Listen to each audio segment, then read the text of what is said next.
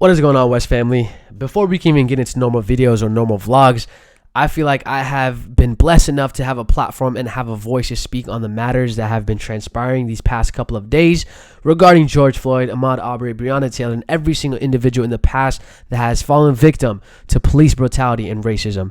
I owe duty not only to my black brothers and sisters, but to every single individual out there, to the future generation that might be stumbling upon this video wherever they may be. Now, here's the thing. I do realize that there's a lot of injustices going on in the world today within our home countries, whatever it may be. But in this given moment right now, we have to realize that racism has always been prevalent and racism needs to end. In this moment right now, we have to realize that Black lives matter and Black lives have always mattered. Me being a student, me being a law student, I feel like I have an obligation. I would be doing an injustice if I did not speak on this matter. And this message is in particular to my South Asian, to my fellow Desis out there. I hope you guys can stick around and listen to this message. But first and foremost, we have to realize as a South Asian, we have privilege. Two, we have to realize that racism has been embedded within our South Asian culture and minds from the very beginning, and that is what we have been involuntarily taught to understand and realize that the white race is superior. And three, things that we can do to change that. In taking the first step, we have to recognize that we have privilege. Even though we are a minority, at the end of the day, we still have privilege. Now, take this for example.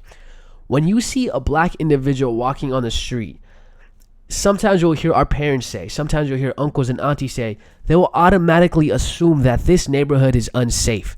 They'll automatically say the lines, "Yahan par bahut kale rehte hain." I know you guys can probably relate with this, but automatically when we see a black individual walking in the street of any neighborhood, we automatically assume that this neighborhood is unsafe. Why do we do that? Right? Now think of it this way. If you see a Pakistani person walking down the street, an Indian person, Arabi person, Bengali, whoever it may be, automatically individuals do not see us as a threat. Automatically, we do not have that assumption of, oh, okay, this neighborhood is unsafe. People might have other assumptions. They might think, oh, this guy's a taxi driver. Oh, he owns a local 7-Eleven. Oh, this guy's in IT. But at the end of the day, when we're walking down the street, when we live in a neighborhood, we are not seen as a threat. We are not seen or considered as being unsafe. Unfortunately, black individuals have been characterized as that by our people, by our own kind, by us Desis. They automatically assume that a black person, whoever and wherever it may be, is a threat and they are unsafe. Why do we think like that? The answer is quite simple.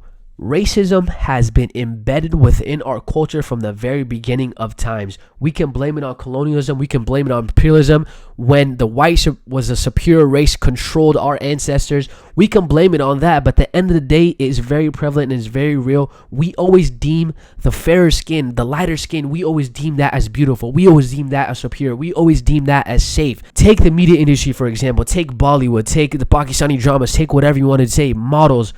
Within our own countries, why are they always fairer skin?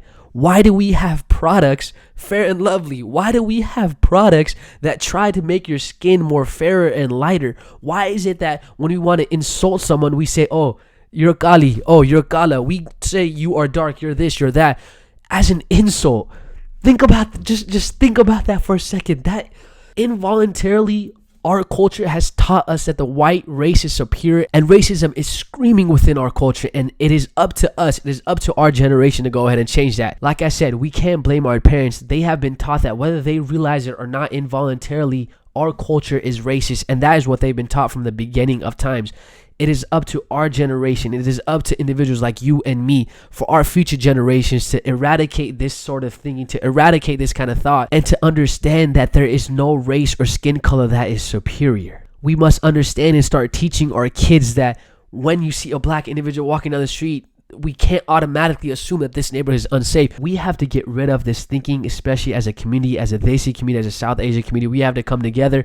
And how is that going to happen? That is going to happen with the youth. That is going to happen with us. That is going to happen with our generation, with individuals like you and I. For us to wake up and realize that lighter skin is not beautiful, lighter skin is not more superior, and for us to teach our kids that, for them to teach their kids. If we do not take those steps, if we don't have a dialogue with our own parents discussing how involuntarily racism is embedded within our culture, we will not be able to transcend. This issue of racism will always be prevalent, and frankly, we will be stuck in the past like we have always been stuck in the past. And as you guys can see with everything that's going on, something needs to change. The system needs to change. The way we change the system is by voting. But if we don't change that thinking within our homes, how do we expect that thinking to change in the outside world. So my fellow Desis and my fellow South Asians, I hope that you guys can take this message and realize that 1, we have privilege. 2, racism is embedded within our culture. And 3, the things that we need to do, we need to have a dialogue within our homes. We need to change our hearts, our way of thinking. We need to talk to our parents. We have to understand and get rid of this idea that white is superior, white is beautiful. We have to get rid of this idea before we can even change anything. So these are the steps that I hope that we can take. I've already started to take these steps. Other than being able to sign petitions, other than donating, I feel like we need to, as Desis, as South Asians, we need to support our black brothers and sisters, because quite frankly, racism is within our culture and we need to change that way of thinking. Now, after watching this video, I hope you guys can have a dialogue with your parents and help them understand that our culture has been fostering an environment of racism from the very beginning.